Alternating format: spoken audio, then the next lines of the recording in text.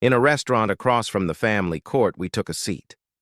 Really, Laura, can't I just enjoy my lunch in peace? All I want is another chance, Dave, to talk you out of a major mistake. Dave interrupted. Do you really want to air our dirty laundry in public, Laura, if you continue down this stupid path? Is it really necessary for 12 individuals seated nearby to be aware of our dealings? I don't care who hears us, Dave. We could have talked calmly in my lawyer's office as many times as we wanted over the past 6 months. But no, you had to refuse after you became so sarcastic and stubborn. Why the hell wouldn't I be angry about what you did to me? We've been married for 12 years, 12 years old, and then I found out that you never loved me. I was only a convenient donor of material for our 2 children, and, well, a source of funds. Let's not forget about that. Dave snorted. Let's just call me Dave's bank. Laura left this harsh remark unanswered. It was true after all, and she was human enough not to be proud of that fact. Both interlocutors pondered on their respective topics during the ensuing stillness. Dave reflected on how his once happy life had turned into an unimaginable horror. He was sent off work owing to illness one day before lunch. He felt worse when he saw Karen's car, Laura's friend, in the driveway. It looked as though this woman was never sure when to depart. As he let himself into the house, he was greeted by the sounds of grumbling and groaning coming from above. As he walked up the stairs, he saw Karen romancing with Laura in their marital bed. From shock, he lost his tongue for a couple of moments. The silence did not last long. And then he was screaming with rage when a clearly unrepentant but gloomy Laura and a smug Karen told him to wait downstairs. I still can't believe what you told me that day, Laura, that you've been in love with Karen since college, and your one and only true soulmate was her. But you wanted children, and you needed someone who could support you and them. You wanted to be a stay-at-home mom, and as you very nicely told me, damn, Karen needed some extra income. What a fool I was for not noticing that most of my salary goes to support your girlfriend. You never loved me, Laura. I was just a donor of material and a food stamp, wasn't I? No, don't just nod, but damn it, admit it out loud. Acknowledge your choice. I want you to look me in the eye and say it. Okay, Dave. I admit it. I only loved Karen. She only used you to get children. You were the best candidate. The best candidate? Did you choose me? Who the hell were the other candidates? Dave muttered. Keith Davenport and Eric Jensen. Dave was stunned by how accurate Laura was. Keith? Eric? Why didn't you choose one of them? Why me? Keith and Eric are players, but you don't. You have always been honest and trusting. What you see is what you get. Karen thought that your gullibility would help us avoid being deceived.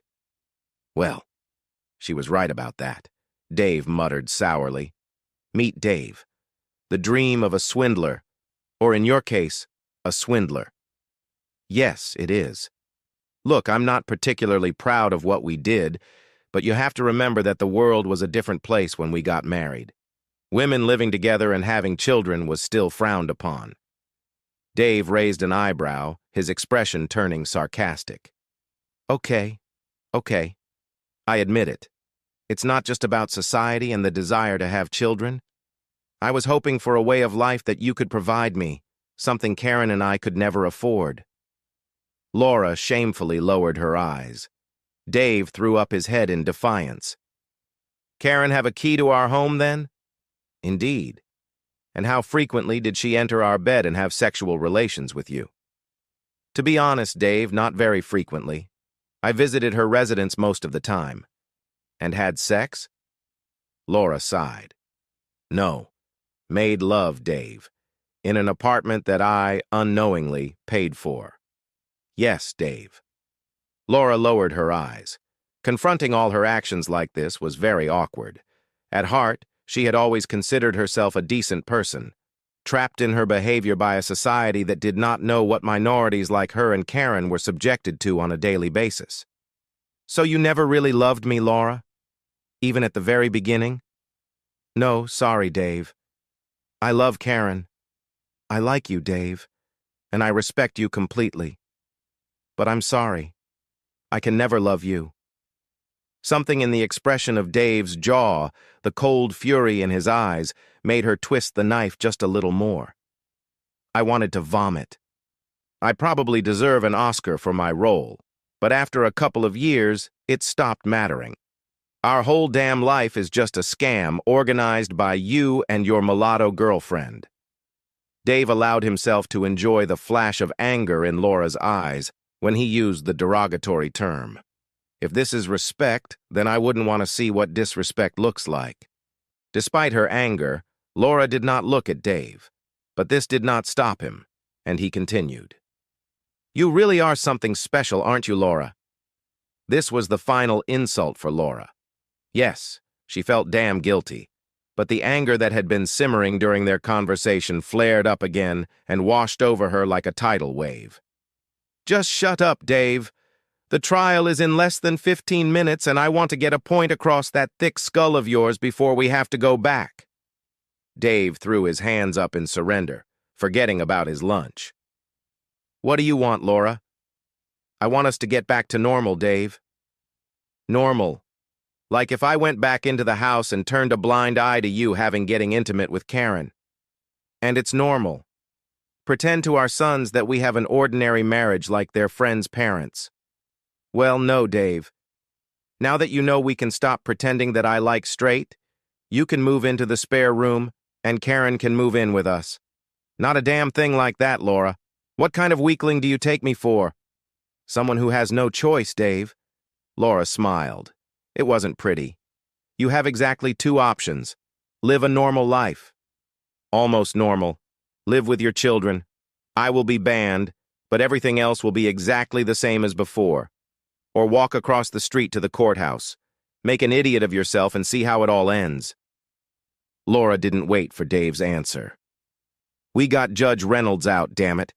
Throughout his entire career, he never once took the side of his husband, no matter what his wife did. He will give me the house, and you will pay all the utilities. He'll make you keep me on your insurance, and you'll pay all the deductibles. Since I've never had a job, he will give me alimony, which in CZ would be comparable to a third world nation's GDP. You'll be living in a shoebox in the county dump too, all-wheel.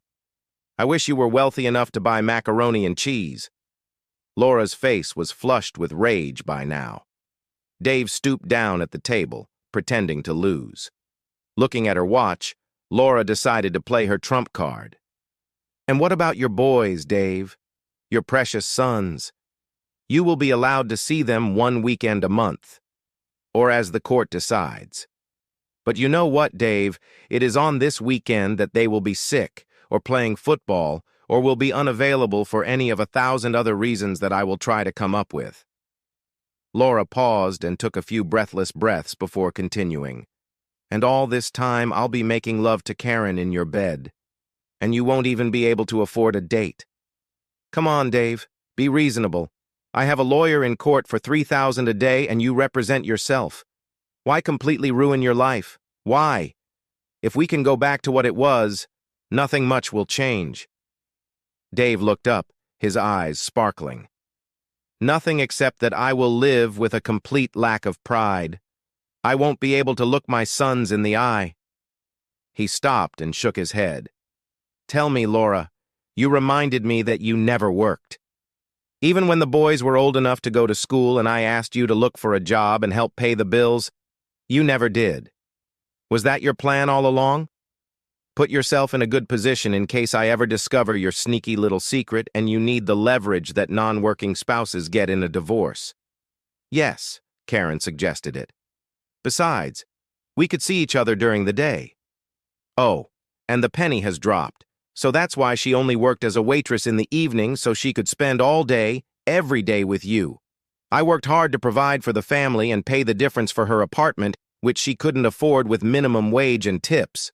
Look at it this way, Dave. If she moved in with us, it would save you a lot of money. Laura looked at her watch, but Dave spoke next. Why do you want to stay married, Laura? Because boys need a father, Dave. And then, as if by the way, and I don't want to see you destitute and empty, Dave. You are a good person, and do not deserve the storm that will fall on you if you do not complete the program. So nothing can be done about the fact that the boys refuse to stay in their own house when their mother's girlfriend spends the night. They will stay with Mom and Dad. Did you really think that I didn't know, Laura? Or is it that you're rapidly losing all your girlfriends who leave you when your disgusting behavior becomes public? Is this because our priest has asked you to stay away on Sundays? Does this sound familiar to you, Laura? Laura just shrugged and looked at her watch again. Time to go. What do you say, Dave? I'll say. See you across the street, bitch. Laura sighed in disappointment, stood up, and walked back to the court. The divorce hearing ended after 47 minutes and went about as Laura had expected. Judge Reynolds ranted about husbands who refused to participate in counseling during the hearing, how stay-at-home mothers are saints who must be protected, and protected from evil husbands who disdain such outdated concepts as fidelity. Karen was jubilant when alimony was awarded. It was even higher than Laura's lawyer had predicted. Laura was even a little upset. Dave really was a good guy. She was already thinking about not cashing a couple of checks so Dave could intervene with the kids and maybe the best friends she'd lost. She looked across the room, expecting to see a devastated expression on her ex-husband's face. But instead, she saw, what? A pity. Why would he feel sorry for her? Everything should be the other way around. At that moment, she heard a voice behind her. Mrs. Laura Brown, a.k.a. Thompson. Laura turned around and saw two uniformed policemen. Yes, officers. You are being held on a fraud charge and for violating sections 257A and 258 of the State Penal Code by using fraudulent tactics to dishonestly get a benefit. You're free to say nothing at all. It is your right to counsel. Karen burst in from the public gallery, interrupting his dull recital. What the hell benefit did she get? The second policeman spoke. Alimony, child support, free housing, and that's just a few of them. Are you Karen Smith? At that moment, Karen rushed to the door. Hello, Dave.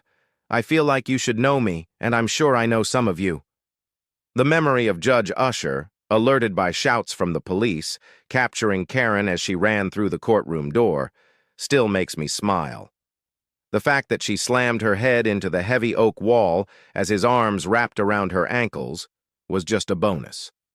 Satisfying my sense of justice, it turned out that lying and deception in themselves are not crimes, but financial gain from them is already a crime. All this is called fraud, a general category of criminal behavior that involves the use of dishonest or deceptive means to obtain improper advantages or benefits to others. When I first learned that Laura was, well, I can't think of a word to describe her behavior, let's just say, plan for life. I was understandably devastated. Devastated by my naivety and the possibility of losing my sons. I did what any normal guy would do. I got drunk. And then I got lucky. While I was telling my story to my friend Jono, another couple at the bar overheard my story. Tom and Mike were holding a wake for Tom's marriage at the same bar Jono and I were at. That day, Tom's divorce was finalized, and he became Judge Reynolds' latest victim. Tom wanted to hurt someone, and my story gave him a way out. You see, Tom and Mike are state detectives. Jono, Tom, and Mike dragged me home, and the four of us began plotting. The financial fraud of Laura and Karen consisted in the fact that the women supported themselves exclusively at my expense. All this was not quite as we would like, and with rather weak evidence. That's why we needed them to win our divorce case. Laura's clear admission of intent to deceive me, recorded by Tom sitting at the next table in the restaurant with a tape recorder, and Judge Reynolds' decision, which he rendered, allowed for the proof of intent, dishonesty, and profit. Laura's lawyer tried to argue that the recorded conversation was legally void. The judge ruled that Laura herself gave permission for the recording with the words, "I don't care who hears us, Dave." After regaining consciousness, Karen was handcuffed to a hospital gurney. Laura posted bail for her, but Karen fled almost immediately. Our little group had been expecting this, and Jono and I took turns watching her apartment. Tom was waiting for her 200 kilometers from home, on the state border, and Karen was left in custody until the trial. Laura exploded upon learning of Karen's betrayal. Her mistress was her main witness, as well as her supposed soulmate. Laura stopped supporting Karen, whose lawyer convinced her to plead guilty, which undermined the strength of Laura's case. The judges in both cases were outraged by this disgusting behavior, and both women received 5-year prison sentences. Laura's sentence was extended by 6 months when she struck Karen when she first met her in the exercise yard of a women's correctional facility. She was not even allowed to attend the second family court hearing, where everything was returned to me. By the time Laura was released, a disappointment to me 4 years later, I was already married again to Tom's beautiful sister, whom my boys call Mom. I asked them if they wanted to visit their birth mother in prison, or even if they wanted to have anything to do with her after she was released. But I got the same apathetic shrug whenever I brought her up. Laura kept trying to meet with them more and more, but in the end, she would always leave, cry, and be by herself. I learned more in the end, despite how challenging and agonizing it was, with a great deal more content.